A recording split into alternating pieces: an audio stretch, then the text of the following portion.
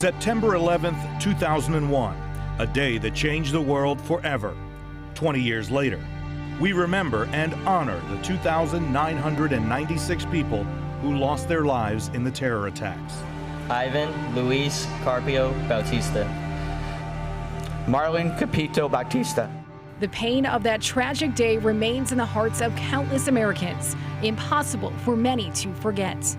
Tonight, we look back on the events that unfolded and honor the fight to unite and survive as a nation.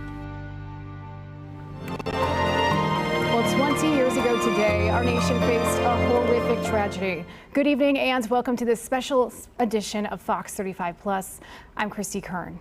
And I'm David Bowden. The September 11th terror attacks forever changed America. And today we honor the nearly 3,000 lives lost in that tragedy. Fox 35's Madeline Rivera shares more from Washington, D.C. A somber day as the nation marked 20 years since the deadliest terrorist attack on U.S. soil. President Biden and former Presidents Clinton and Obama in New York to pay their respects to those lost in the attacks. And my uncle, firefighter Christopher Michael Mazzillo.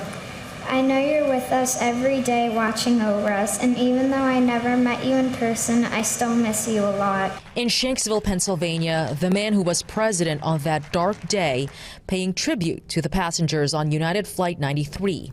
They fought off their hijackers and prevented another attack. Many who are now alive owe a vast, unconscious debt to the defiance displayed in the skies above this field. At the Pentagon, where 184 people died, a call to remember. The people we lost that day are not just names and numbers. We remember them today for not only who they were, but for what they could have become. And a promise to defend America. It is our job to defend the great experiment that is America, and to defend the American people in our democracy, even when it's hard, especially when it's hard.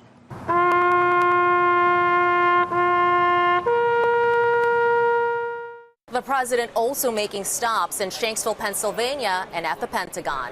In Lower Manhattan, Madeline Rivera, Fox News. Well, Central Florida is remembering and honoring the patriots of the September 11th attacks through these messages on Facebook and on Twitter. Governor Ron DeSantis tweeted, quote, "We remember the 2,977 individuals we lost and their families, and thank those who continue to serve and protect our nation. We will never forget."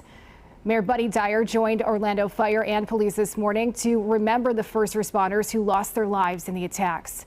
Senator Rick Scott also tweeted a video message saying in part, quote, "Today, 20 years later, we renew our vow to remember those we lost, support their families, and honor the sacrifice of our brave first responders."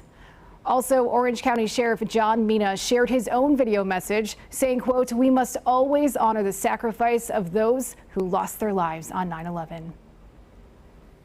Well, today the community gathered at Cranes Roost Park to honor the day with a Tunnel of Towers event. The event was created to honor the heroic life and death of a New York City firefighter who lost his life on September 11th after strapping on his gear and running through the Brooklyn Battery Tunnel to the Twin Towers. Fox 35's Nestor Matos shows us the event. Hundreds of local first responders, over 1,000 participants, and a 5K run to mark 20 years since 9/11. A moment of silence,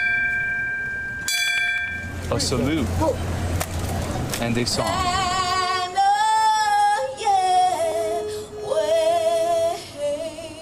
All before a race to remember the people we lost on September 11th, 2001.